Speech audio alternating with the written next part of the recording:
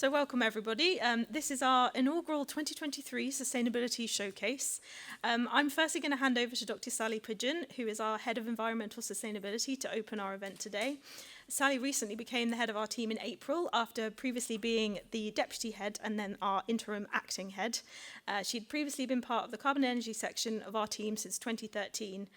Sally's responsible for the long-term strategic planning and implementation of programs, projects, policies and initiatives to improve the university's sustainability and meet its ambitious commitments for carbon reduction.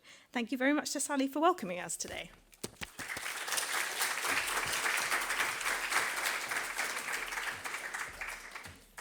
Good afternoon, and Susie, thank you for a fantastic biography. I couldn't have done it better myself. So thank you, everybody, for coming here today.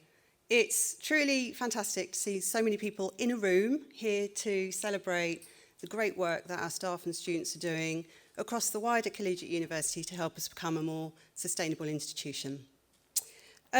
This year's award ceremony looks slightly different to those we've held in the past. That's because we've reconfigured it so that we can take it as an opportunity to celebrate the many different engagement programs and initiatives we've got going on across the wider collegiate university and bring them together and celebrate them all in one place. What hasn't changed, though, is the impressive amount of work that you guys are doing. So I'm just going to I have to refer to some notes here, apologies, but I'm going to list some of the things we're going to be celebrating today. We're going to be recognising our amazing sustainability champions who do invaluable work for us in supporting us as a team, both as communicators and also enacting change at the local level. We're also here, obviously, to celebrate Green Impact. We've got 41 awards this year, which is absolutely amazing. 9 of those are excellent projects and 12 teams have achieved platinum status. So really amazing achievements. We're all also, I'm really excited about this, also celebrating our LEAF Awards today. So we've got 7 teams, lab-based teams that have achieved LEAF Awards this year after the LEAF programme had its soft launch last year. So it's really good to see that programme gaining some momentum and having an impact. We're also highlighting our student volunteers, who range from those involved in the editorial of our new student-led newsletter, which is called A Matter of Degrees, which is a really fantastic publication. Do read it if you haven't seen it. And also our Green Impact auditors, who are students that do the auditing on a voluntary basis. Last but certainly not least, we're also going to today give a big round of applause to those participants and winners of the Cambridge Zero, Engage for Change and Climate Challenge initiatives. I think it's a really exciting time with regards to sustainability at the university. In addition to all the fantastic work that's ongoing and will continue to go on, we're developing a new sustainability strategy at the moment for the university. Now, if you haven't already had a say in relation to that, please do come and talk to us as a team. We're developing the strategy through extensive stakeholder engagement. And what we'd really like to hear from you guys are your thoughts on what ambition and commitments the university should be setting itself with regards to sustainability, but also, really importantly, what support you need at the local level to take real meaningful action. So if you haven't engaged so far with us, please do. We'd love to hear your thoughts, and there will also be the opportunity, to respond to a formal consultation process later in the year as well. So lots of opportunities for you to have your say. Back to today, we're here to achieve your achievements.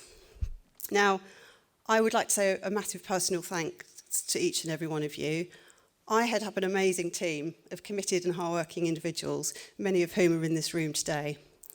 But there is no way that my team could make the university sustainable. We can't do that by ourselves. Even if I had a team twice the size, 3 times the size, 4 times the size, we can't do it without local action. So that's where you guys come in and why you are so important. So I want to say a sincere thank you for all your commitment and hard work, and enjoy the celebrations today. Thank you.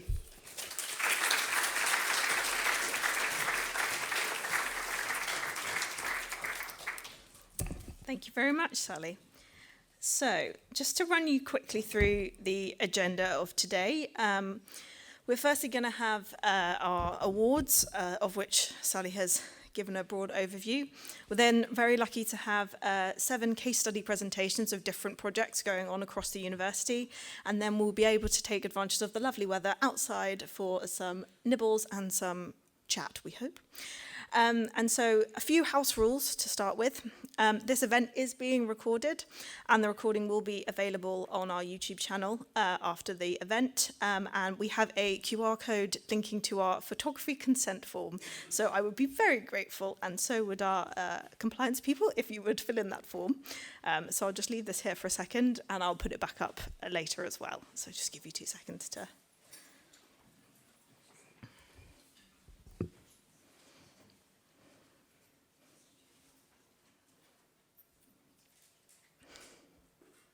It's always interesting to see everyone holding up their phones at you while you're presenting at an event. I'll put that up again in a bit, but thank you very much.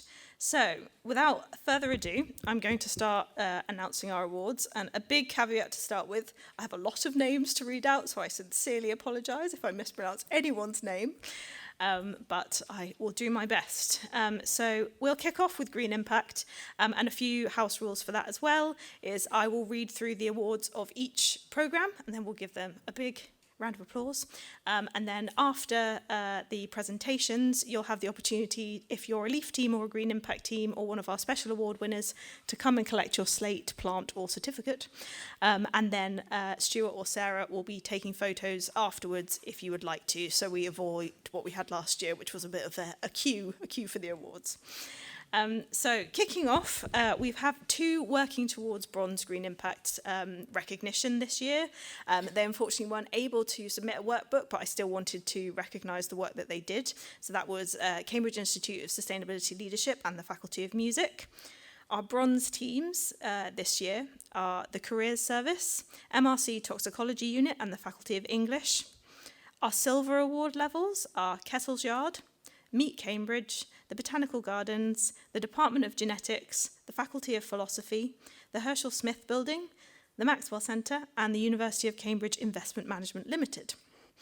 Our gold teams are Fauna and Flora International, the Department of Geography, the Department of Zoology, and the Faculty of Education.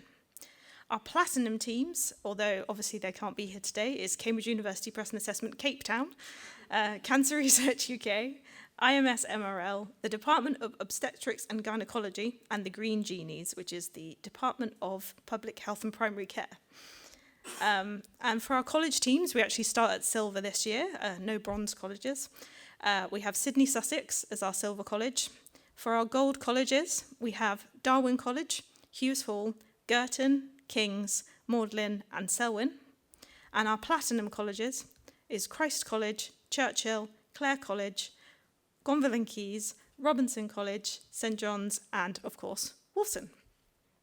And so our final projects for Green Impact this year is, I think, as Sally alluded to, we've got 9 excellence projects. And just to give a bit of an overview of what the excellence projects involve, it's kind of a project plan, report and update, and it's a bespoke project specific to a different area of sustainability over and above the Green Impact workbook. So firstly, the Botanic Gardens looked into how they could reduce the energy demands of number 1 Brookside, a Grade 2 listed uninsulated university building. Cambridge University Press and Assessment worked on a carbon literacy training project. The Jeffrey Chair Biomedical Centre looked at increasing sustainable practice and energy efficiency in ultra-low temperature freezers at the Jeffrey Chair Biomedical Centre. Jesus and Churchill Colleges worked together to create a seed library. Lucy Cavendish College had a living lab for green nudges, which we'll hear a little bit about after the awards. MRC Epidemiology also looked at turning studies paperless.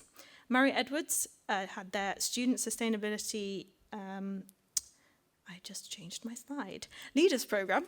And Robinson College looked to improve the sustainability products supplied to the guests in their college. And last but not least, the Department of Land Economy looked at improving student inclusion in the land economy, green impact and wellbeing. So I want to have a big round of applause for all of our green impact winners.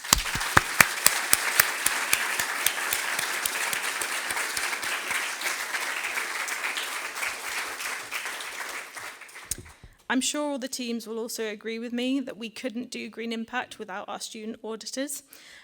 We had a number of students this year, and so I just wanted to read their names out because they did an amazing job from 9 till 5 on I think it was around the 12th of May, running around the university auditing different Green Impact teams. So that was Ji Yingbu, Zhan Li, David McIntosh, Elizabeth Hawke, Hasif Ahmed, Nima Tavasoli Rudsari, Pasha Taylor, Lizzie McDermott, Heidi Howard, Jessa Bell Garabai Yayan, Jamie Dawes, Isabel Strachan, Hayley Huang, Jetsupa Varun Thapraxa, Wen Sun, and Tabitha Bobbs.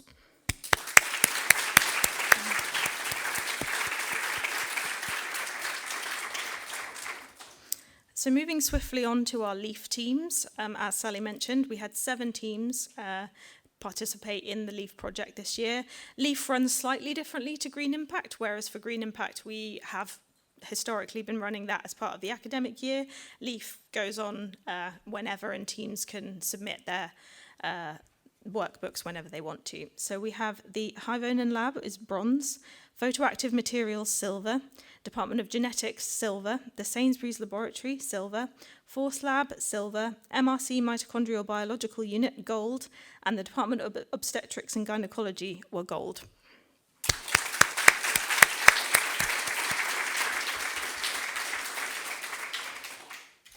Sally mentioned briefly in her introduction that this year, in collaboration with Cambridge Zero, we revamped our Green Lines student sustainability newsletter as the new For Students by Students newsletter, A Matter of Degrees. They released their first edition at the beginning of this year. It's on our website, you're very welcome to go and read it. And that was a collaboration between a group of 7 students who were Elliot Thornton, Talia Levine, Jack Rich, Maureen Houch, Savannah Wilson, Anna Brewer, and Tola Alake, who worked together and decided what they were going to write. And these were kind of in-depth stories about sustainability at the University of Cambridge. So I also wanted to give a big round of applause to them as well today.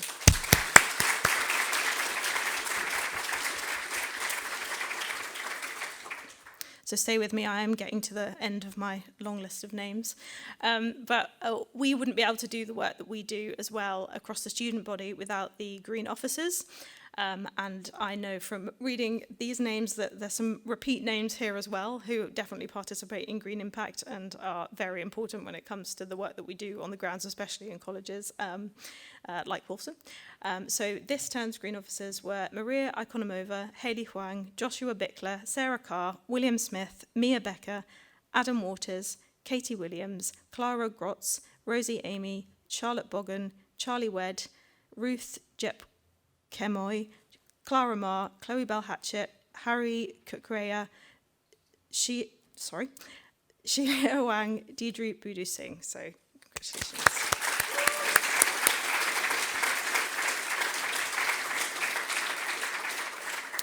And it would be remiss of me not to mention all of the Green Officers that put on a fantastic Cambridge Green Week at the beginning of this term and back in Michaelmas as well.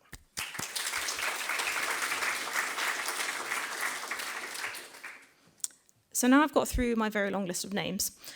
We come to one of my favourite parts of the award ceremony. So as part of Green Impact, we have 5 so-called special awards that teams are able to nominate different members of their teams for these awards, and there's 5 different categories, and I always really enjoy reading out the nominations because they are some of the nicest things written about different people.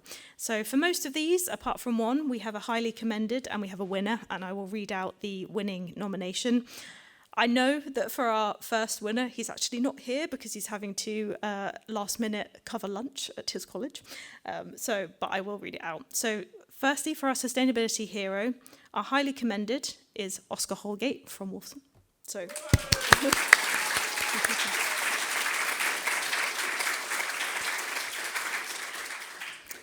our winner is Ivan Higney from Darwin College, but he is not here yet. So a big round of applause. Megan, who nominated Ivan, wrote that Ivan, our catering manager, is regularly nominated for this award, but has yet to win it. Since she first joined the college 3 years ago, Ivan has been a leader in pushing for better procurement, better waste management, better food policy and engagement throughout college. He continues to push the benchmark for other departments and provides mentorship to students and departments within college. Beyond Darwin, Ivan is a leader and mentor for other college catering managers and employees. He co-hosted a Green Impact Knowledge Share at Darwin College last autumn, which I attended. He is renowned for being the person to go to for advice on getting things done. As chair of the Cambridge Catering Managers Committee, he holds and utilises significant influence when it comes to more sustainable and ethical food choices.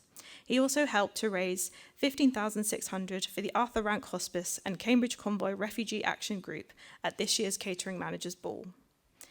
This year, the debate and action on plant-based meals within Cambridge University catering and colleges has been hot.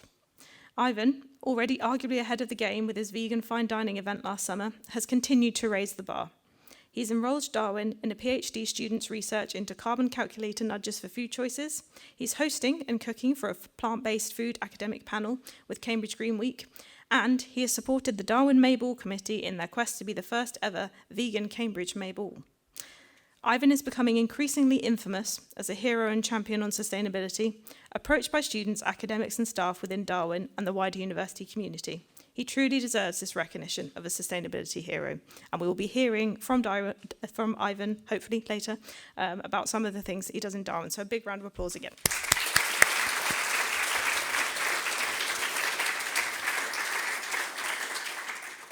So our second special award as part of Green Impact is the Innovation for Engagement.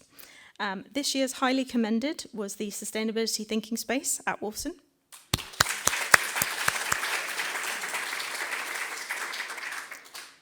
And the winner is Animal Agriculture at Lucy Cavendish.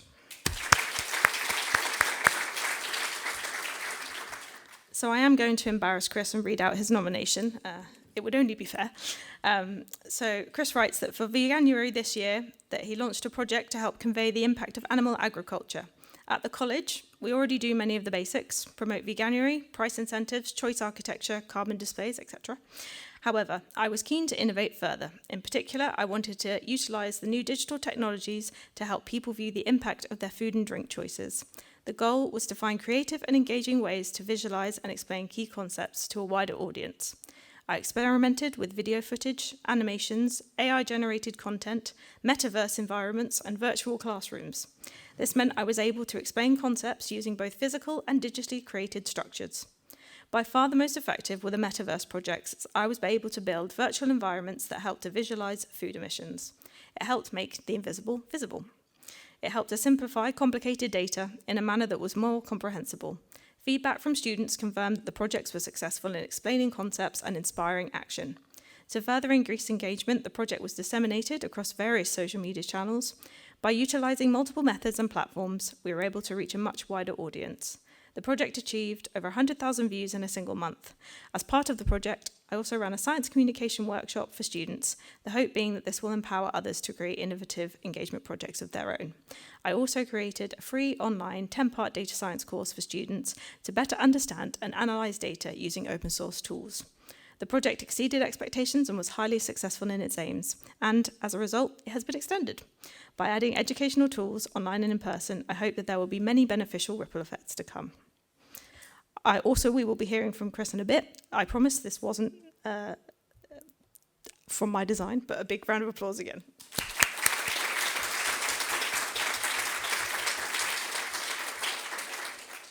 So our third special award from Green Impact is the Environmental Improvement Award. And the highly commended, again, although unfortunately they cannot be here, is the Cambridge University Press and Assessment South Africa Biodiversity Hikes. Our winner for environmental improvement is Clare College, Braeside.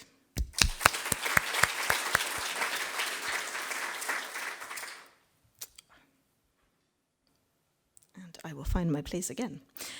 So this was submitted by Joanna Costin from Clare College, who wrote that the college is in the process of carrying out refurbishment on Braeside, a student accommodation building on the Castle Court site. Sustainability was put at the heart of the project, and the college is working with local practice Archangel Architects, a qualified passive house designer experienced in improving the energy efficiency of existing buildings. The most sustainable building is one that already exists. buildings are responsible for 39% of global carbon emissions, 28% from operational emissions from energy needing to heat, cool, and power them, and the remaining 11% is from materials and construction. Reusing an existing building is the best way of making good use of this embodied carbon.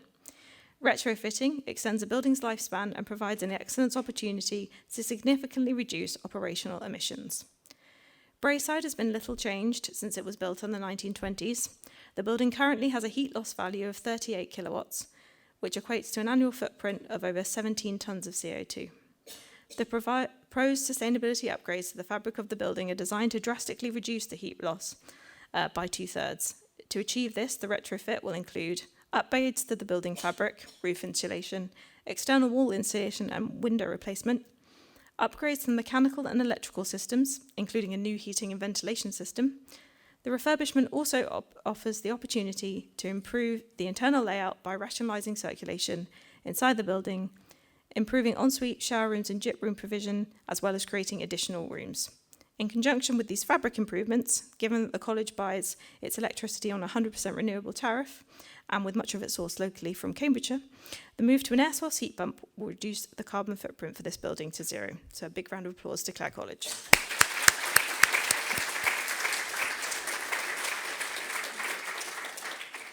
So our winner for the penultimate special award is the Community Action Award, and the winner is the Darwin College Project Second Life.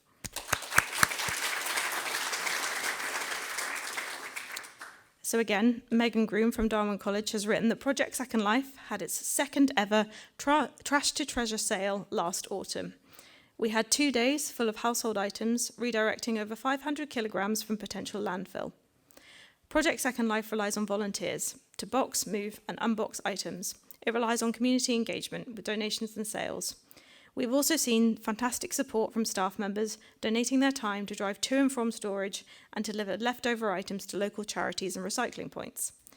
The sale is held in the Common Room Cafe, so we often get passers-by or visitors to the college interacting with the donations and collection days, and also the shelf.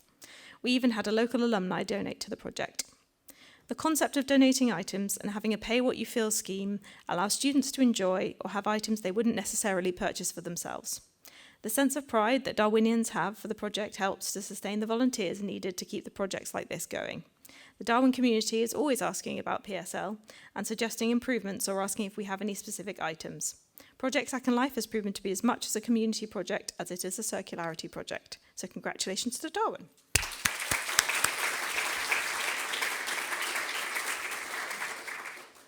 So our final Green Impact Special Award is the Student Leadership Award, and our highly commended student was Lauren Court from Girton College.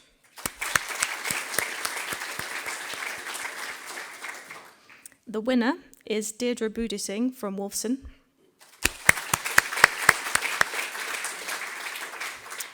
Charlie writes that Deirdre has been an unsung sustainability leader in environmental change making within and beyond the Cambridge Green Impact.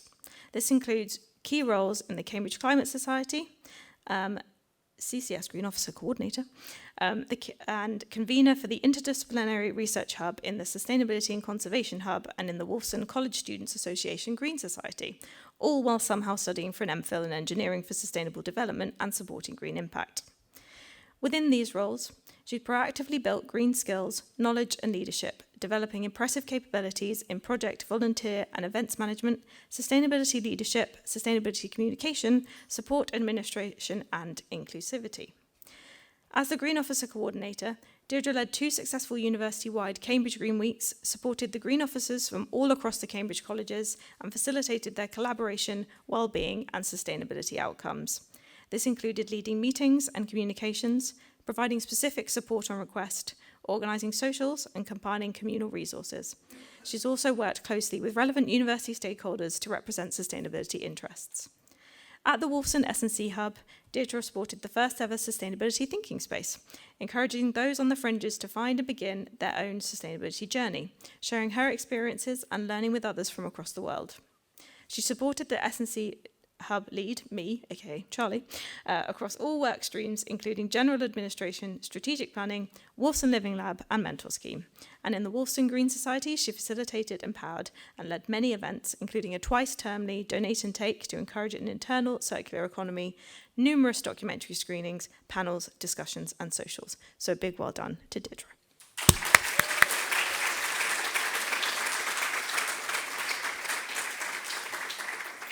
And just to say, for all of our special award winners, we have some lavender plants for you after the awards. So moving swiftly on, some other achievements that we wanted to celebrate today are examples of some of the student programs that Cambridge Zero, who we work very closely with, run. So firstly, we wanted to chat a bit about the Climate Challenge. The Climate Challenge is a climate-focused entrepreneurship competition for postgraduate students and postdoctoral researchers. Participants have the opportunity to devise a new intervention that addresses the climate crisis through the lens of a just transition. Participants will have the opportunity to attend training sessions covering topics from intellectual property rights to pitching ideas. Participants are then given the opportunity to form small teams and develop their own scalable solutions which help tackle the climate crisis and drive positive change. So our participants this year were Maureen Mercier, Caroline Hope, Taihei Matsumoto, Owen Alamang, Rari Marshall Hawks, Andres Camilo Zuniga Gonzalez, Lizanne Block, Megan Plumridge, Jay Torrey, Hasif Ahmed, Hitesh Kumar Mahawa, Yihang Shi, Rachel Lowe, Faris Pratap, Emerson Joao, Raifa Al-Mari, Andrew MacDonald, Luke Jenkinson, Nima Tavasoli Rutsari, and Yuting Hong. Those that were shortlisted were Ilaria Satori, Maximilian Marienhagen, Onka Gulati, Giovanna Nisevic, Ciara Harper, Robert Kuntzman, Robert Percival, Shannon Bonk, Carolina Pulanini, Daniel O'Hanlon, Alessandro Lusana, Orlando Timmerman, Felipe Ninsao, Paisong Zeng, Akansha Sahai, Apana Hunan Arsipura Sridhara, and the winners were Timothy Lambden, Tristan Spreng, and Anish Chaluvadi. So a massive well done to the Climate Challenge participants.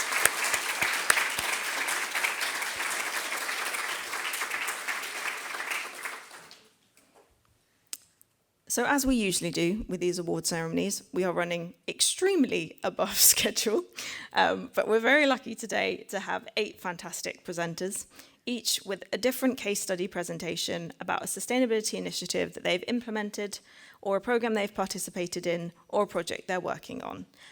So let's give a big round of applause for our presenters.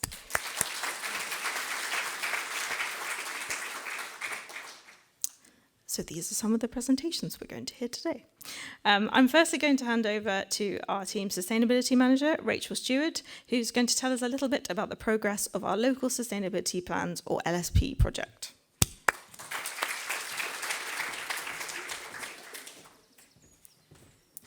Good afternoon. Great to see so many of you here today. Some of you will already have heard a little bit about this in our launch event earlier, but we just wanted to give you a little bit of a potted history of where we've got to with local sustainability plans and how you can potentially get involved. So just to start with, just to give you a little bit of background and history to what we're now calling local sustainability plans, but started off as local environmental action plans. In early 2019, we took an approach to our Environmental Sustainability Strategy Committee, which is our high-level committee. The advice and direction came very much from people like yourselves that we'd already engaged with, who felt that a one-size-fits-all approach didn't necessarily always work for them, that they needed something that was more flexible and allowed for a different approach in each of the different institutions across the university.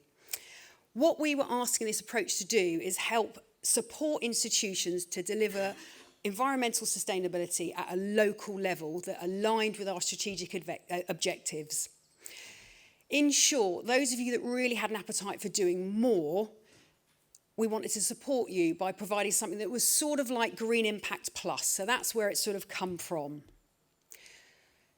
Obviously, 2020 provided its own challenges, and we had slight delays as a result of the global pandemic in how we were going to deliver any new projects that were coming up.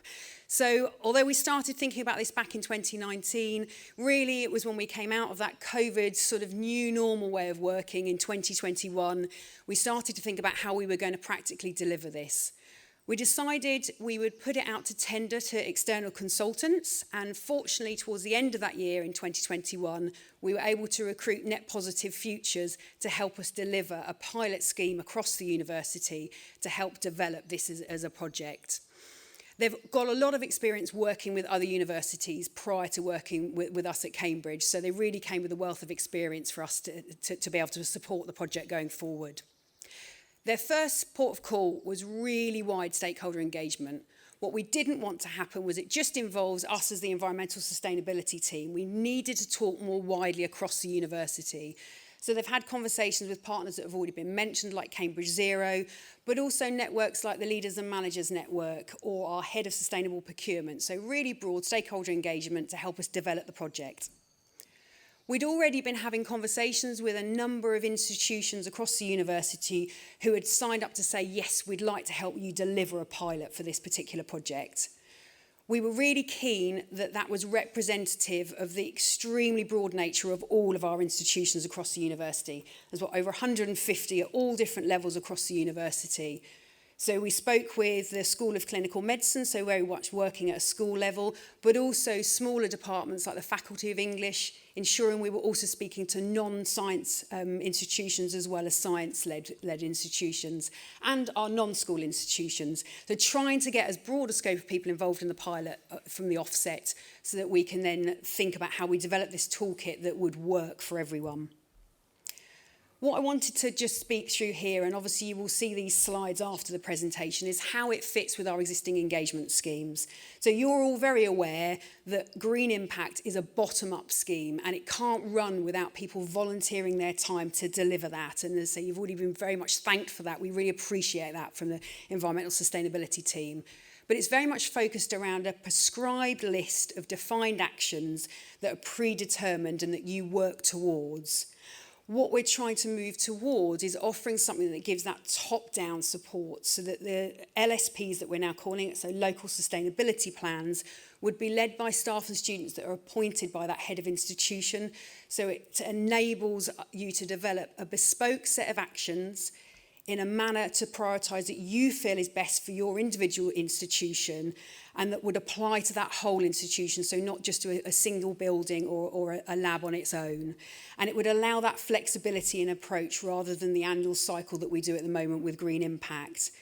We'd also hope that it would allow you to be impactful not just from an operational perspective, but also wider commitments for your particular institution.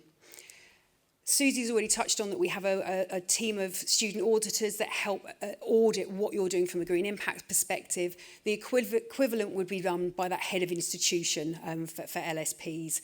But we would very much like to include that in this showcase here so that there is still that recognition of best practice and innovation across the university. So where have we got to with developing the online toolkit? We've based it around 5 core themes. They are buildings and grounds, so very much speaking towards the operational bits and pieces that you're able to deliver at an institution level. Moving onwards from COVID, we've created one of the themes around travel, but agile working is included in that as well. We've changed the way we've worked completely, and that's not going to go back to how we were before. So it's important we included that within this toolkit. We've completed a Scope 3 screening assessment within the university, and we're really aware that our supply chains, our procurement, the resource use, the things we're buying in to deliver what we need to deliver at the university has a huge impact from an environmental sustainability perspective. So that's another core theme that we're looking at. But moving on from what we're doing with Green Impact, we also want to potentially influence our intellectual leadership, our teaching and our learning as well, and it's something that Cambridge Zero are very much involved with as well.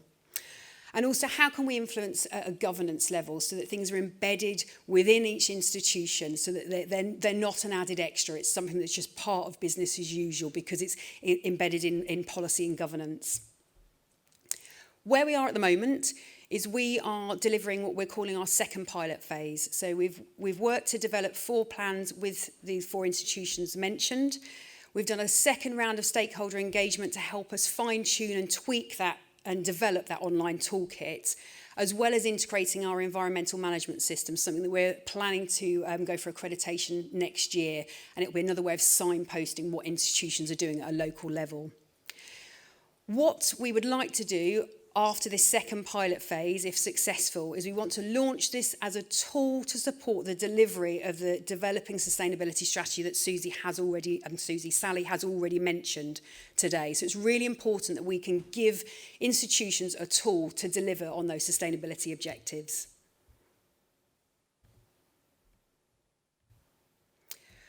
What we will publish on our website this week are a series of briefing documents to help you communicate what I'm trying to communicate in a very short space of time today.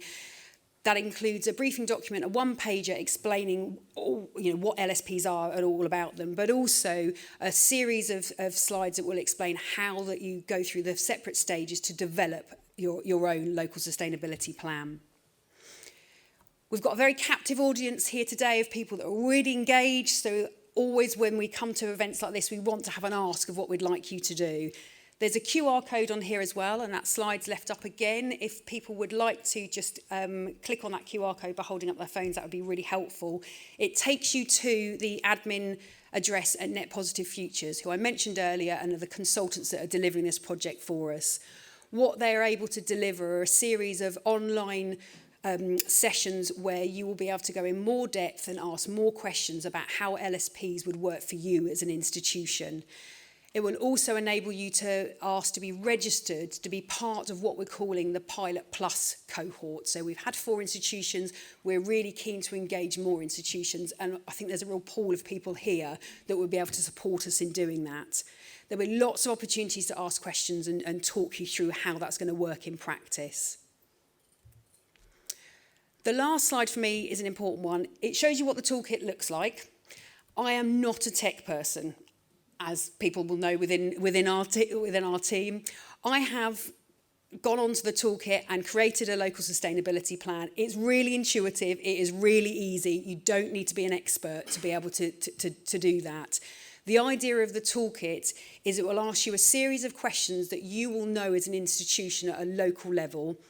You input that information, you answer a load of questions that are embedded within the toolkit, and it produces that local sustainability plan for you. So you get an action plan at the end, which is bespoke to your particular institution.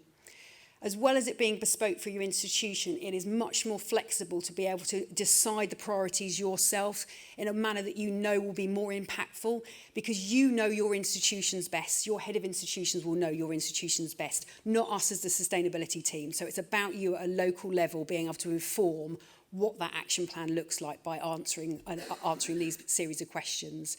So what I'd really ask for you to do is, if you can, we'll put the QR code up again later, get in contact if you're interested in being involved. Susie and I are both going to be at the networking session later. Please do come and grab us to ask more questions, because it's really something we're keen for as many institutions to be involved with, so that you can feed back to us how this works for you, so we can keep developing that toolkit in a way that works for us as a university, as a bespoke system. All right, thank you very much.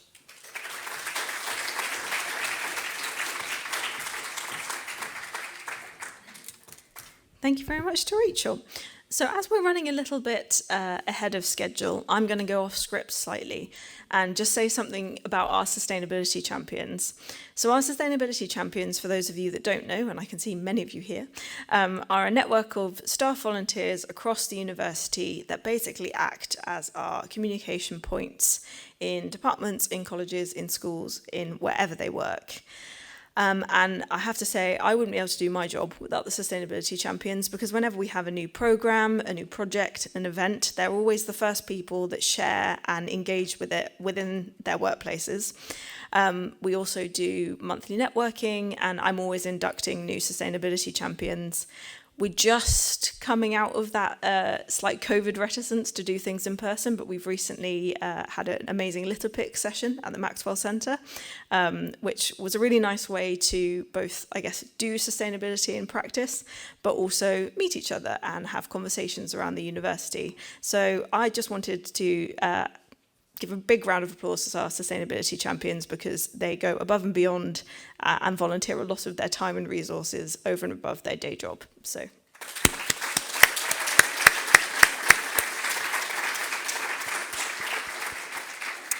I'm also going to suggest, but because it is very warm in this room and a number of our presenters are coming from too, that we take a brief 10-minute comfort break and have an opportunity to have a bit of a walk around and then come back at 2 o'clock, if that's all right with everybody.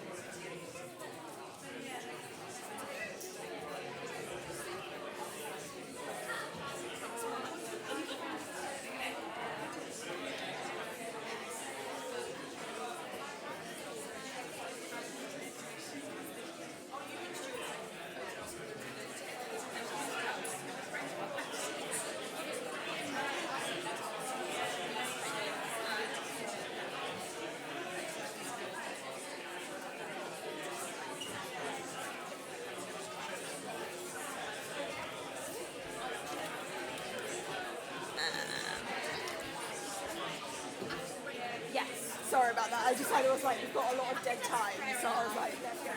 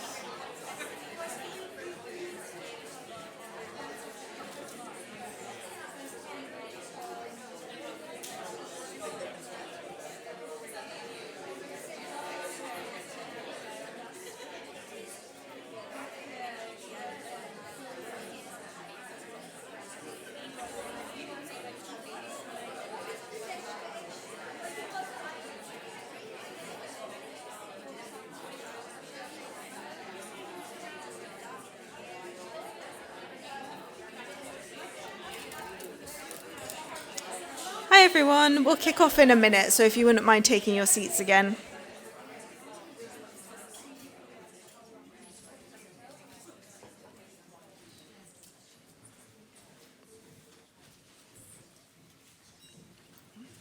Got a couple of people coming in from outside, so I'll just give them a second.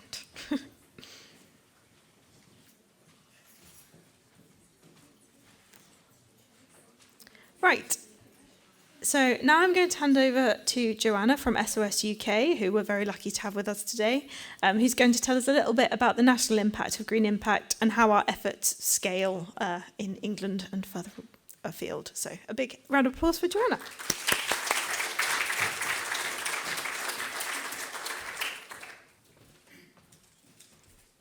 Hi everyone, thank you so much for having me today. I'm from SOS UK, so we're the organisation behind Green Impact. I have personally been part of the journey for the past 14 years, back when Green Impact was just a little Excel spreadsheet back in its infancy. And now, as some of you may know, we have actually released a brand new toolkit software. So I'll chat a little bit about that in a couple of moments' time. So I'm here filling in for Rosie, who some of you may have met. So the way Green Impact works is there is somebody from SOS UK who kind of works directly with Susie and her team, supporting you with the programme, delivering workshops, etc. Sadly, Rosie's not here today. She is having fun at Glastonbury. So I have the pleasure to be here with you today. So Green Impact is one of our longest standing programmes. It's been running for the past 15 years and has engaged hundreds of thousands of staff and teams globally, actually.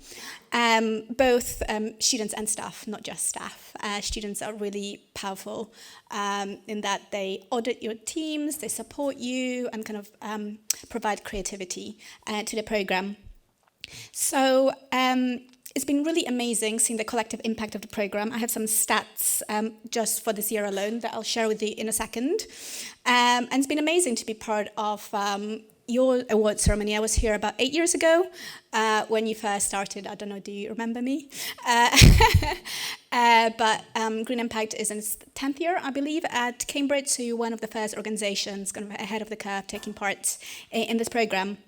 So I guess, how do you all fit in nationally and globally? So Green Impact now runs in universities, not just across the UK, we run across continental Europe, so we run in France and Belgium and Netherlands.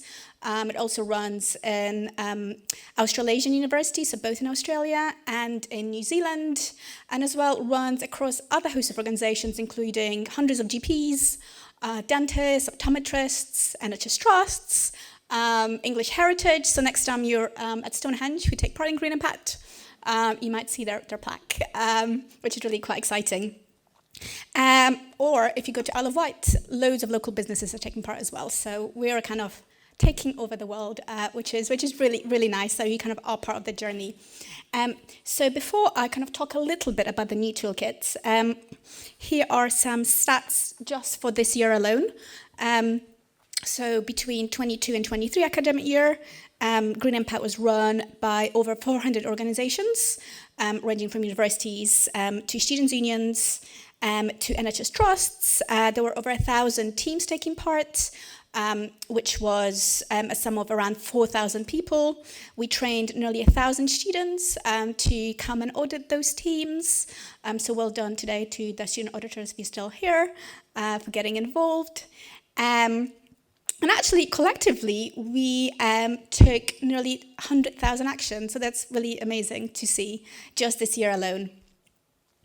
And then you can see as well, the last stat, that we have nearly 30,000 actions as a direct impact of Green Impact. The 100,000 are ones that some of you might have done, but didn't get recognition for. So in terms of the new toolkit, I spoke with Susie and her team, and the new toolkit will be coming to you sometime this summer. So we will be launching a bit earlier, so you have time to start working on it, or having fun with it rather, before the new academic year starts. And there will be lots of different new features that hopefully you'll find useful. We always take feedback from teams seriously, so we did a big investment into creating a whole new platform, working with a cooperative web to create this new platform. So there will be things like filtering actions, assigning responsibilities, I know one of the things that was always an issue was that things didn't save properly. So we've taken lots of different feedback on board, and it's something that will be constantly evolving as the new toolkit comes to use. We will also have an auditor functionality. So if you've been an auditor this year and you will be an auditor next year, you'll have a different experience as well. And as well, there'll be lots of different features for the Cambridge sustainability team. You'll have some nice new functionality as well. I will not be doing too much more of a spoiler. I think there's some videos around that you can have a watch. I don't know, are there any questions at this moment in time? I don't know, is it time to take questions? But that's it from me in terms of more of a global national impact. I want to say thank you so much for being part of the journey. It's so great to be part of these award ceremonies to celebrate achievements of teams and of auditors, and seeing the program go really, really strong 10 years on. So thank you all so much, and well done to all the teams and all the special awards winners and all the leaf winners. So thank you all very much.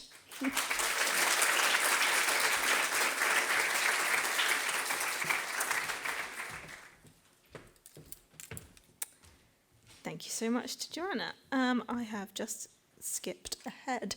So, is Tamsin here? She is, fantastic. No, I'm now going to hand over to Tamsin Byrne from the Centre for Carbon Credits, or 4C, to tell you a little bit about their work.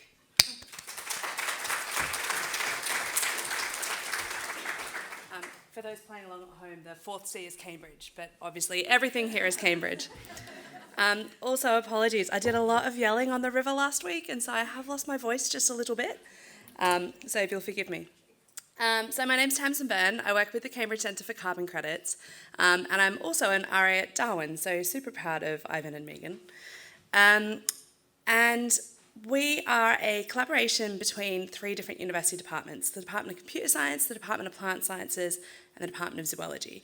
And we're physically located in the David Attenborough building alongside the rest of the Cambridge Conservation Initiative, which, if you don't know about it, it's an amazing building. I'd love to have you over for coffee sometime. We've got a big green wall and 10 different conservation NGOs from all around the world. And what we're doing is we are coming up with new methodologies to bring trust, transparency and accountability to carbon offsetting.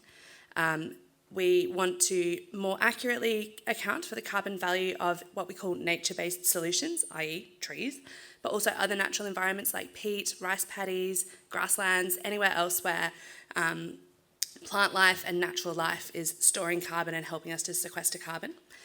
And we're doing this using a whole bunch of whizzy technology like remote sensing or satellites, and some computer science to help us understand better the full life cycle of a forest or another natural environment so that we can appropriately value the carbon storage of a living organism like a forest. And we also hope that this will make it quicker and easier for those who work in conservation who would like to fund conservation work through the carbon credit market to be able to have those projects assessed more quickly and more fairly, and to be monitored more effectively as well. We've all heard horror stories about carbon offsetting projects or conservation projects where a whole bunch of trees were planted and then nobody looked after them. We want to make sure that these environments continue to thrive. And we're doing this by for the carbon offsetting nerds in the room, we're coming up with new methodologies to account for additionality. How do we know that our money has made an impact? For leakage, how do we know that someone didn't just go and cut down a tree somewhere else? But also permanence. So when you think about carbon offsetting, you can suck carbon out of the air, turn it into rock and shove it in the ground. That's permanent carbon sequestration or direct carbon capture. It's one approach, but we think that we'd like to support more environmentally conscious and approaches that support biodiversity. But obviously trees don't live forever, so we have to account for how long the carbon is going to be stored by that tree, or whatever other natural environment we're talking about. We're doing this also with an eye towards biodiversity and local livelihoods and justice. There's no point protecting forests if the people who live in forest environments are pushed out or are treated badly. Now, many of you, I'm sure, have heard that carbon offsets are controversial. There was an expose in The Guardian earlier this year which found that 90% of carbon credits which are issued by a particular regulatory agency are not doing what the agency said they were doing. That was actually in part founded on our research. So we are also critical friends to the carbon offsetting world. We're by no means sort of boosterists for carbon credits. We think they're a really valuable tool when they're used sensibly. But of course, decarbonisation overall must remain the goal. So why am I up here talking about this stuff? Because this whole thing came about because, like you, some colleagues were sitting around one day thinking, how can we do something good for the environment? For example, I was booking a flight for a colleague and trying to offset it and realising that we couldn't do that. So I started putting the SPI network out, met some colleagues across the university who'd all encountered the same issues, and formed a subgroup of the environmental ESSC committee called the Carbon Offsetting Working Group. And as a result of that process, which has taken several years, we are so very close to being ready to launch a pilot so that all members of the university will be able to choose to offset their carbon using our new methodologies and our more rigorous assessment of the carbon storage value of forests. So this is where you lot come in. That's why I'm here today. We're currently negotiating to buy credits against a forestry project in West Africa. It will cover about 1 year worth of essential travel. Essential being the key word there. This is not an excuse to just go and take an extra flight because you can offset it, but of course you guys know that. And it forms or sits alongside the Sustainable Business Travel Guidelines, which already provide options for staff to choose low carbon travel options and to come up with alternatives to travel, like, for example, hosting conferences online. As you'll appreciate, making change in this university takes some time and it involves quite a lot of people. So we're super grateful to the sustainability team, in particular Kat McCartney and Sally Pigeon, who've supported us to get through the processes that needed to be gotten through. We're also working with colleagues in finance and research management across the university to figure out how these processes can work well and how we can reduce the burden on individual members of staff. If you are booking travel for yourself, actually the carbon offsetting process will be quite straightforward. It's just another form, you fill it in, you pay your money, job done, you got your offset. But obviously behind the scenes that has to integrate with finance systems, which is what we're trying to design at the moment. So don't form an orderly queue just yet, that is all still coming. But what I would love to hear from you guys, particularly over a drink in the garden later, is how we can make this pilot work for you. Do you work in a department that has a particularly lovely administrative team with a bit of extra capacity? Not that any finance professionals in this university have got capacity at the end of the financial year, but if you've got a department in the university where you know that your professional services staff are really keen to support sustainability change-making initiatives, we'd be very keen to talk to you. We've got a few departments already helping us design these processes well. Sorry, too much rowing. And we, so we're encountering challenges around the process, challenges around understanding the funding landscapes. There are some research funders who won't support the purchase of offsetting, or there are some budgets which cannot be changed easily. So we're keen to hear from colleagues across the university what some of these very practical logistical barriers might be. And we also have a limited supply of carbon credits. It's only 1 year's worth of essential travel. There's actually very few projects in the world that live up to the more rigorous standards that we're designing. So if you know any really, really great forestry projects that might be keen to assess the carbon storage value of their forests using our new tools, we'd be really keen to hear from them as well. So what do we need from you guys? We need your ideas and your suggestions for how we can manage the travel offsetting pilot well. But more importantly, we need your support as champions of behaviour change in all of your departments to make sure that offsetting sits alongside decarbonising behaviour. We don't want to just offset everybody's flights. We want to reduce the amount of flights that are taken across the university, particularly long-haul international or intercontinental flights. If you've got a senior leader in your department or your college, like a master or a head of department, or, we're trying to get in touch with the Vice-Chancellor if anyone's met her yet, who might be willing to make themselves an example for what a behaviour change in travel looks like. We'd be really keen to hear from them. If you're a college, would your alumni development officer and your master commit to doing their alumni tour of Europe next year by train instead of by flight? That would be great, and we'd love to hear from them. And then we can work with the colleges to help offset the remainder of the carbon cost of that travel. I'd love to hear your experiences about the challenges you've had making systemic change in the university, because we all acknowledge that that's a difficult thing. And many hands make light work. I'd love to learn from the mistakes and the lessons that you've made along the way. And we absolutely hope that the community of people with an interest in sustainability will be critical friends. As I said, we're not here to say that carbon offsets are the solution. We're here to say that carbon offsets can form one part of a process towards reducing our overall carbon emissions. So please do critique our methodologies. Please do critique the behaviour change initiatives that we hope to roll out over the next year. Please do continue to hold us accountable to your concerns about carbon credits in a more general sense.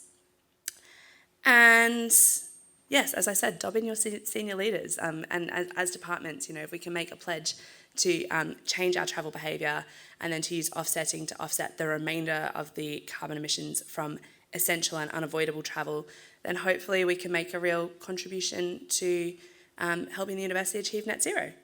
Come and find me at afternoon tea, and I'll not speak, I'll just listen to you, which is the whole point, right? Thank you so much for your time.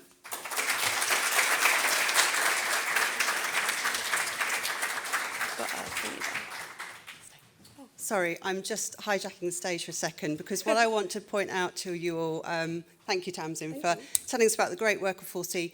4C have come together through members of 3 departments, giving up their own time on top of their day jobs to think about how we do evaluate offsetting in a really robust way. It's a fantastic example of people going above and beyond to try and do the right thing. So I just wanted to stress, that this is people giving their time, expertise, energy on a voluntary basis to not only help us develop a robust approach to offsetting at the university, but also to really progress and move along the whole discussion and debate about offsetting, which has, obviously application on a global scale. So can I just ask that we give another big round of applause for 4C? Thank you.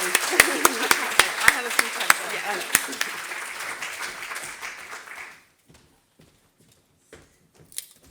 Thank you very much, Tamsin and Sally.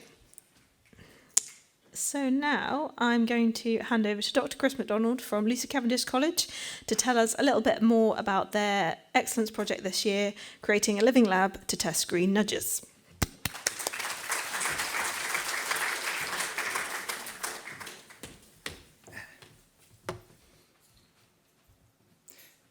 So I'm a behavioural scientist, and I'm really interested in finding new ways to increase sustainable behaviour. And more recently, I've been exploring 2 approaches. Some are more policy-based, others are more education-based. To explore these 2 approaches effectively, I've recently established 2 labs, a living lab and a meta lab. In the living lab, I conduct experiments in real-world environments, such as the cafe at our college, and in the meta lab, I conduct experiments in digitally enhanced or virtual environments, like virtual classrooms in Minecraft, which I'll show you later. In the living lab, I've been trying to explore the effectiveness, the efficacy of green nudges. A green nudge is an intervention that aims to increase pro-environmental choices, and a key characteristic of a green nudge is that it is non-prohibitive. I'll show you some examples. Behavioural science can be quite complicated sometimes, so the way I like to think about it is that behavioural scientists have a range of tools and levers they can use to help change behaviour, and they work well in different situations. So this is an example of using what I call the incentive lever, and the idea behind this was that we wanted to increase the amount of people using reusable cups and decrease the amount of people using single-use disposable cups.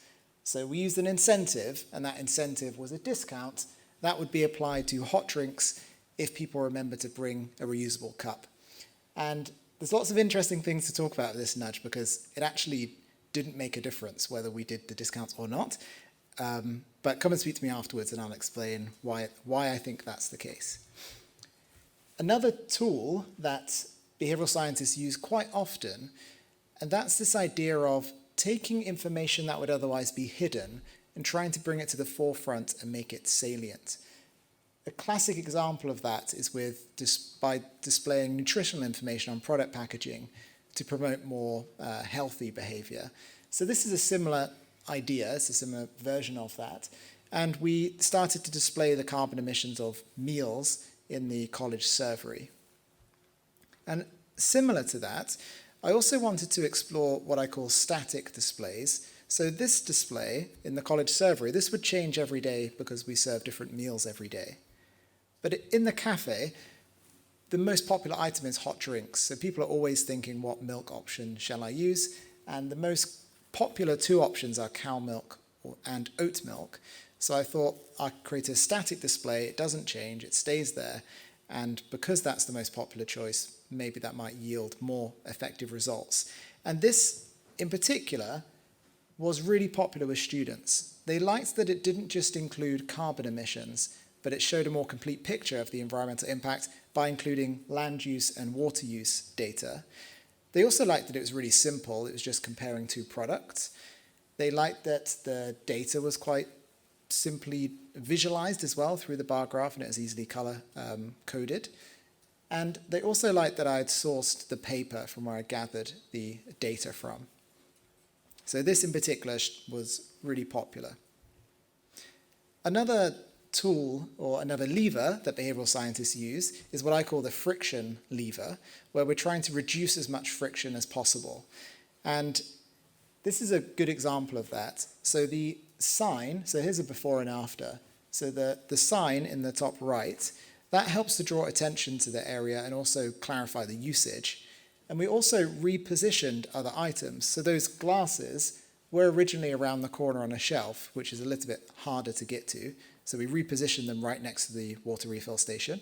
And we also included some reusable water bottles that were otherwise in a container in the student office.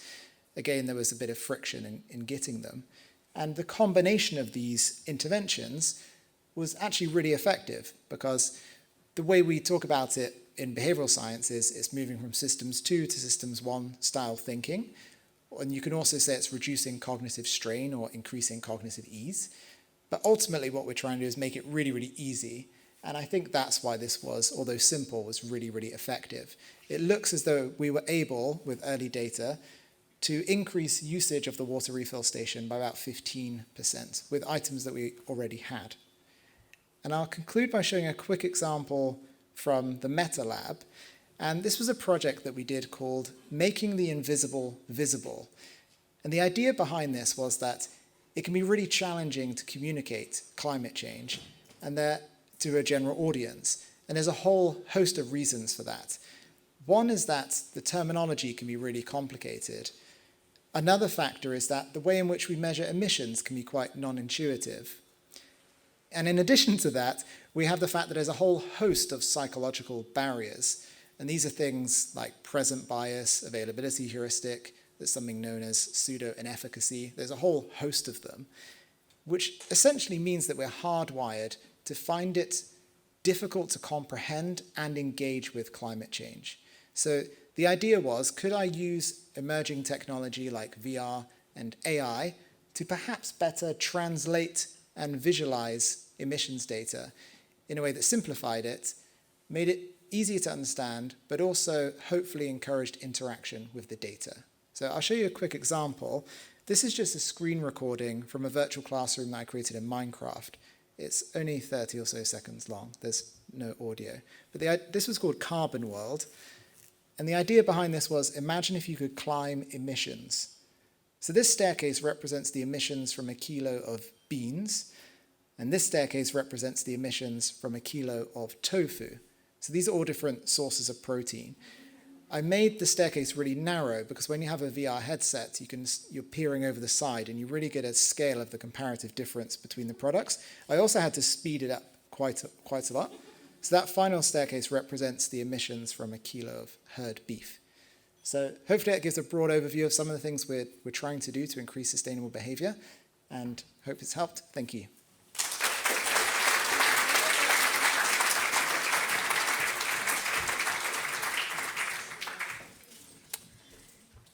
Thank you. Now, Linda from the Department of Land Economy is going to tell us a bit about their excellence project looking at improving student engagement.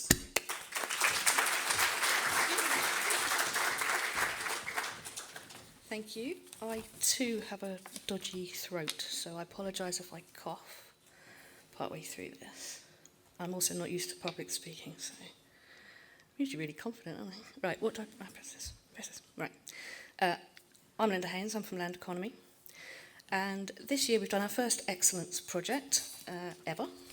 We've been doing green impact, I think, from the dates you said earlier, since the start. And we went through gold, bronze, gold, all of those, and have platinum now.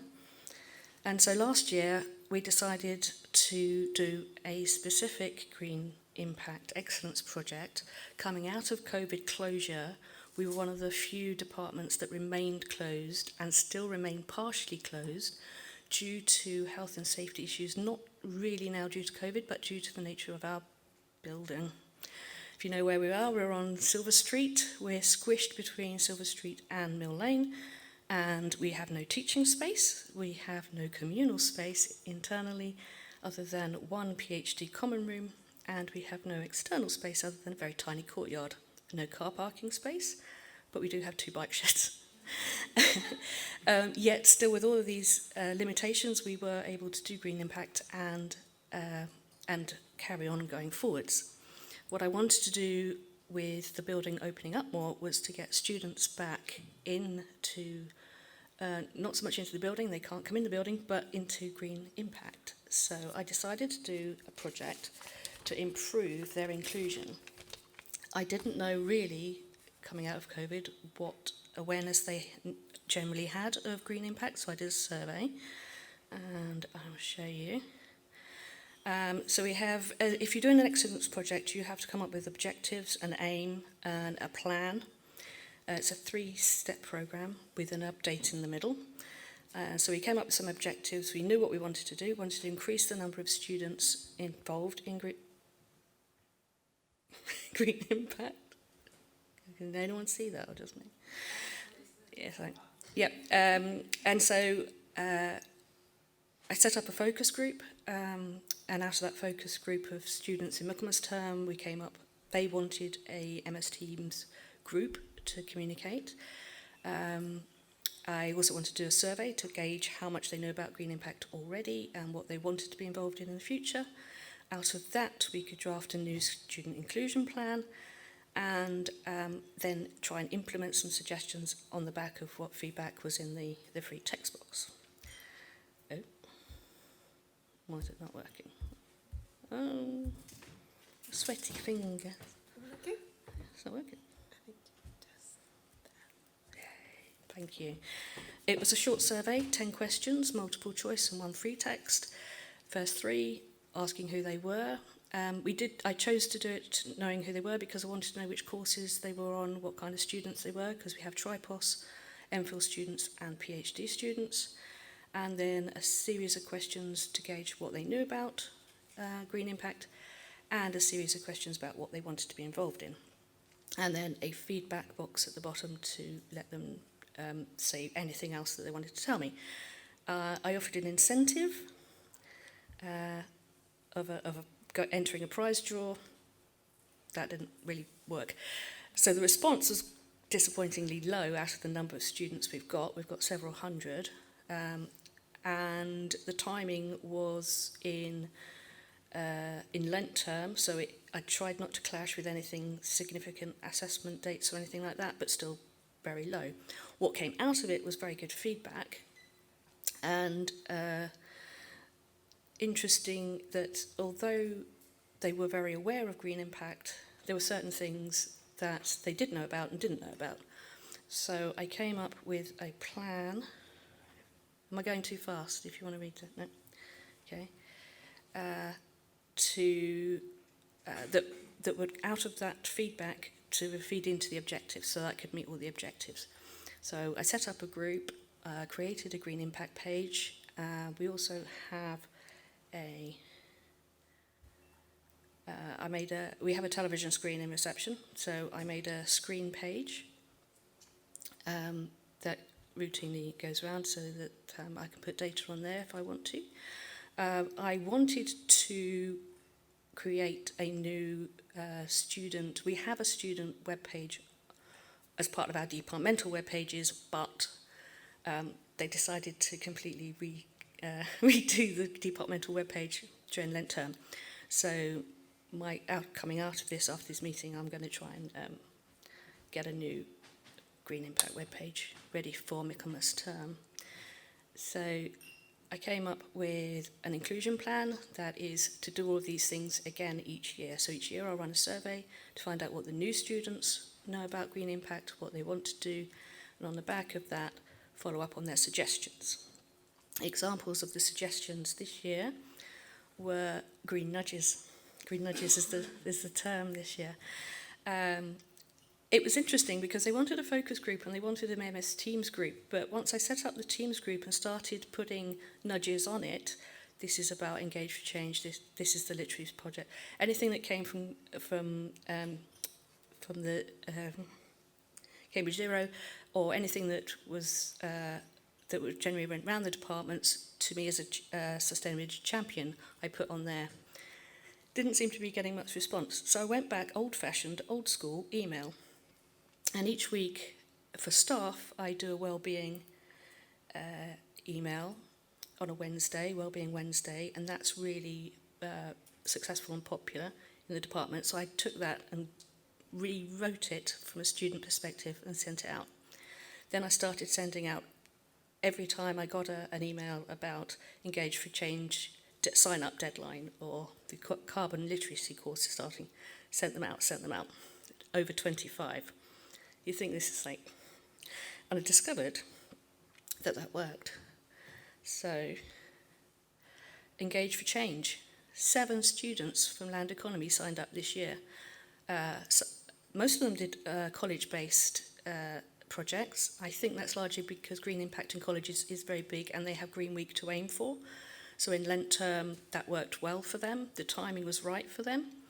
And I've got 2 examples of students who did particularly well in their projects. As you can see, I've got a quote there to say they wouldn't, from the Engage for Change side, they knew that they may not have had those students if I hadn't done the push from my side. So that was really good feedback to get, that I was actually reaching out and where I was being listened to. This is the first one. This is Patrick, who decided that he wanted to create a green reading list. In Land Economy, we're quite lucky because we have several of our subjects already have sustainability built into them, so there's quite a lot of literature out there. So we could put a list together. Other departments have found it a struggle. I don't know if any of you in departments were asked by Patrick to put a green literature list together, but he wants it across all curriculum. So it was a big ask, but he started with us and we were able to help. And as you can see, he really appreciated it. QR codes are everywhere in our world now, so he created one of those, and that takes you on a link to his pages and you find the reading list. Those posters are up all around the department, so students, as they travel through, can see the list and the link. One of our other students, Helen, she's one of our MPhils, decided she wanted to do a podcast, another very popular thing at the moment, and hers was based on discussion, discourse, getting people from all sides of a conversation to get together, and she did that. And if I click, might need help with it. This is what she did. Is it going to come on? Yeah.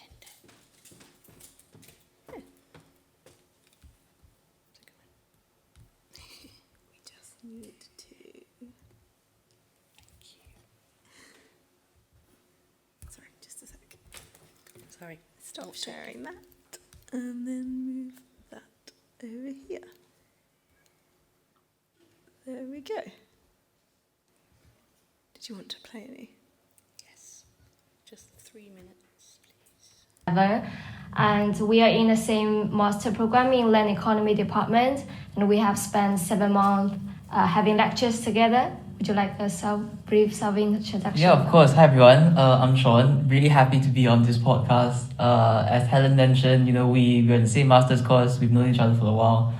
And I'm personally very excited about today's topic because it's about Singapore. And I'm from Singapore, born in Singapore, lived there 20 years of my life, so I hope I can give a good insight into this one. Thanks for joining this episode again, because it's so good to have a local when I'm talking about the green infrastructure and buildings in Singapore. And it is worth noting that the 22nd of April is the Earth Day, which is next Saturday, and the following weeks in Cambridge will have. What she does is she pushes Green Week as well as the Green Formal and other stuff. So not only is she getting a discourse going, she's also nudging as well. So she's doing two things at the same time. So we're very proud of that. And then,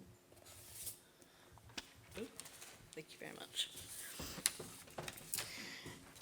So other things we've done are we now have a designated QR code for our student Green Impact team. We have a section which I pushed for on Green Impact in the student course handbook. So if you work on Tripos, you know how hard it is to get something else other than policy and assessment criteria into a handbook. So I've got Green Impact in there, so I'm quite pleased. I'm going to carry on with the emails at the start of Michaelmas term, and I'm going to hope that the students who were first years this year will push and still stay on board next year. They'll encourage others, and we build a momentum.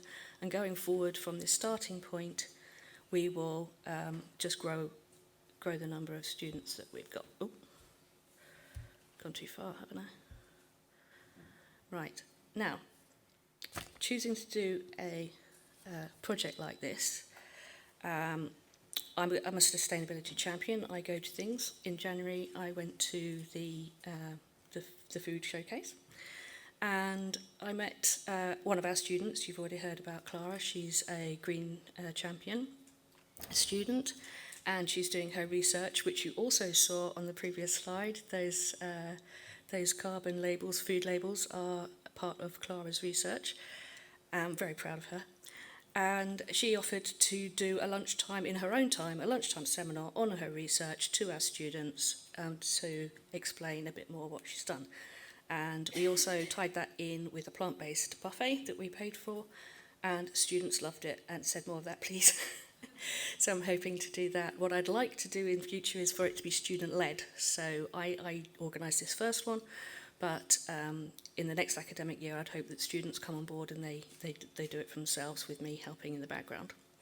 The other thing that came out of that very enjoyable lunch and everything at the January was I met Erin.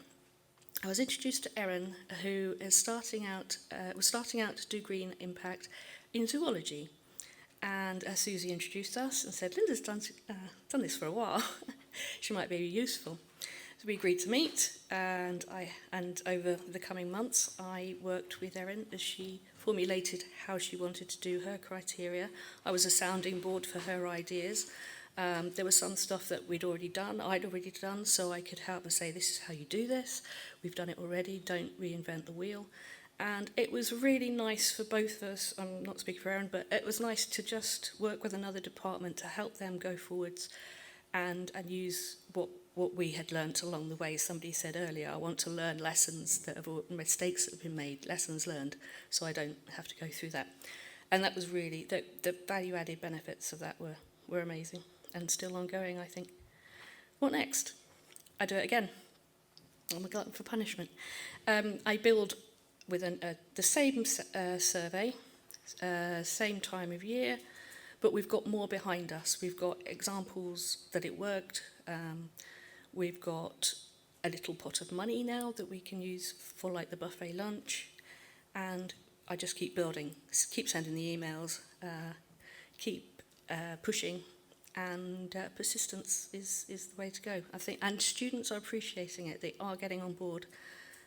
They do like being nudged. There was a quote earlier. Yeah, thank you. Please just keep doing this. We don't always respond or show that we have, but we have taken it on board.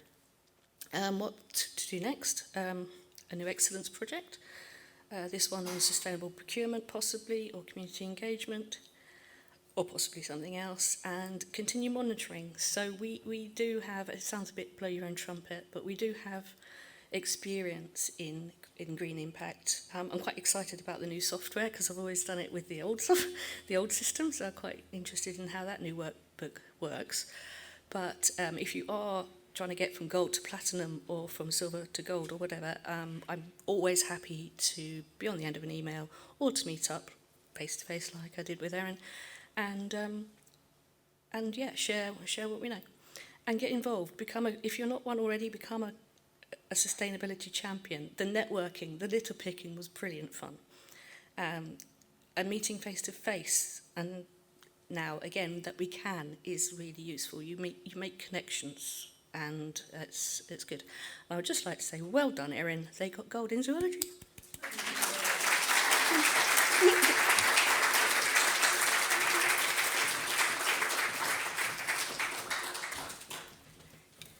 Thank you so much, Linda. I really think that there's something that everyone can take from everything that Linda just talked about. Moving swiftly on, I'm now going to welcome Olats Bolson-Roman, one of this year's Engage for Change cohort. For those of you that don't know, Engage for Change is a 12-week programme for students at the University of Cambridge who want to learn to make sustainable change happen. Participants design, implement and evaluate their own environmental sustainability-related intervention aligned with the university's current environmental sustainability vision, policy and strategy.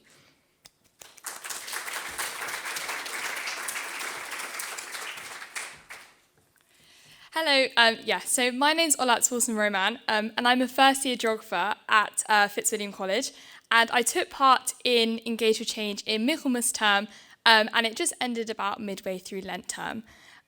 So my network that I decided to set up is a women and non-binary inclusive network for staff and students who are interested in sustainability in Cambridge. And when I first started the network, I thought I'd want to keep this to Cambridge University, but I think after speaking with encouragement from Jay, one of the program leaders, and as well after setting up an advisory board and speaking to people in this space, we decided we want to try and extend our reach as well wider into the Cambridge town, because that's how we can really make impact within the sustainability landscape, because we're not actually enclosed in a bubble in the university, and it becomes way more effective if we try and incorporate a variety of actors who are also operating in Cambridge and beyond.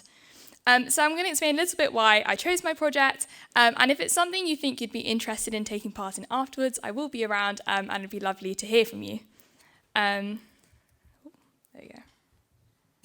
Yes, so the 3 I's I think is the main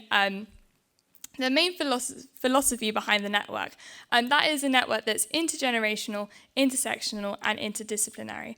I think the main USP from the network at first was that the fact it's an interface between staff and students, and as well extending beyond into Cambridge. I think it's this intergenerational element, the fact that there's dialogue across different communities, different opinions, perspectives and insights, because the role of the network really is to facilitate sustainable interventions of any kind. We want to be sort of like a springboard, a platform for discussion, but also a safe space and a way to make current interventions more effective, and also almost like a talent pool and support system between people who choose to get involved. So far we've taken the actions you can see on the screen. So right now we're in the midst of setting up an organising committee. So I set up a meeting in Lent term with an advisory board, which is made up of around 10 staff and students. We all met together in person, which was really lovely. And we spoke about how we thought the network would best actually come to light. So we think that after discussions, we want to integrate into a national network called Women in Sustainability. And we want to make a Cambridge hub of this network. Oxford actually already has one, so it was interesting as to why Cambridge didn't. Not to say that that was the main reason, but it was definitely something we thought about. But as well, I think, so now we want to set up an organising committee, as I said, to try and get this going. We just had exam term, so this is where we've left off, but we're really looking again to gain momentum over the summer, and especially going into Michaelmas term. Next year, hopefully more people will be back within the university, but that's not to say we can't start getting the ball rolling, especially with our Cambridge actors who will be here over the summer. So we did this through like a large Miro board, and really it was lovely to get insights from students, not just from geography, from myself, but also from staff from like Cambridge Zero, Cambridge Hub, sustainability team. It was really great to hear different perspectives and also challenges that they found along the way as well. Yeah, so these are the next steps. And as I said, if you're interested in getting involved, even if you're curious, if you have any questions, advice, similar things that you might be considering that you think would be useful, I will be around and I would really love to hear from you. Yes, so I really owe this as well to Engage for Change, because I think such a variety of projects have come out of this programme. And at first, I was a bit insecure in the sense that it wasn't a very tangible project. I wasn't looking at installing solar panels. I wasn't dealing with lots of graphs and numbers. So I was thinking, how can I show the impact of this? Or like, how can I do something that's really valuable and meaningful?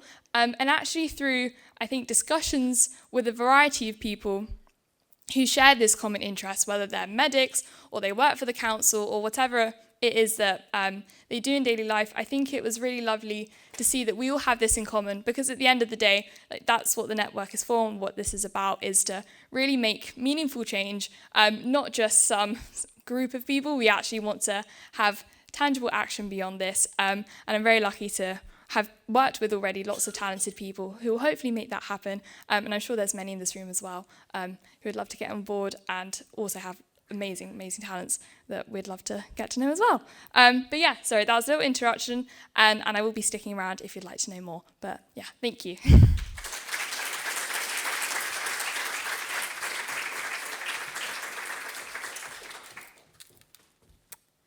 Thank you very much. And I'm, as someone that attended that first kickoff meeting, I'm very excited to hear how the network progresses. Our next presenter is Yuting Cheng, who also worked on improving her college's Green Week by adding a clothing swap and bringing in some speakers. So a big round of applause. Oh, there we go.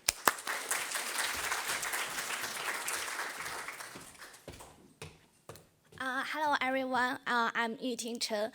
I'm just finished my study of MPhil in public policy at Cambridge. My presentation is about my Engage for Change project, the Hillside Green Week.